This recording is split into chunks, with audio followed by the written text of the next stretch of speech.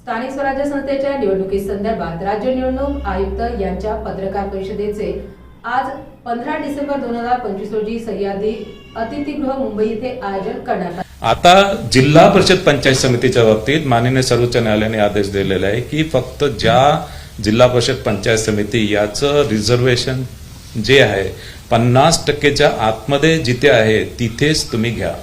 आता या जिल्हा परिषद पंचायत समिती ज्याच्यामध्ये रिझर्वेशन 50% आतमध्ये आहे त्या फक्त 12 जिल्हा परिषद आहेत आणि या 12 जिल्हा परिषदचं नियोजन आम्ही करतो आहे।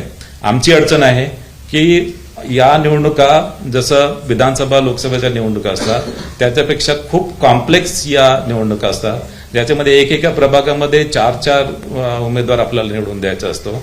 नगर परिषद नगरपंचायतमध्ये 1 अध्यक्ष आणि 2 मेंबर निवडून द्यायचा आहे। जिल्हा परिषदमध्ये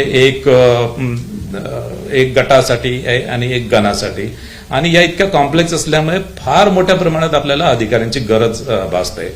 आणि आता ज्या जिल्हा परिषद या 50% आतमध्ये आहे या अशा जिल्हा परिषद आहे तिथे महानगरपालिका सुद्धा आहे आणि त्याच्यामुळे आणि या बहुतांश पश्चिम महाराष्ट्र, कोकण आणि संभाजीनगर मधील काही जिल्हे यामध्ये येत आहेत आणि त्याच्यामध्ये त्या जिल्ह्यांमध्ये महानगरपालिका सुद्धा असल्यामुळे आम्हाला अधिकाऱ्यांची जी कमतरता आहे, अधिकाऱ्यांची कमतरता भासते, त्याचं नियोजन आम्ही करतोय।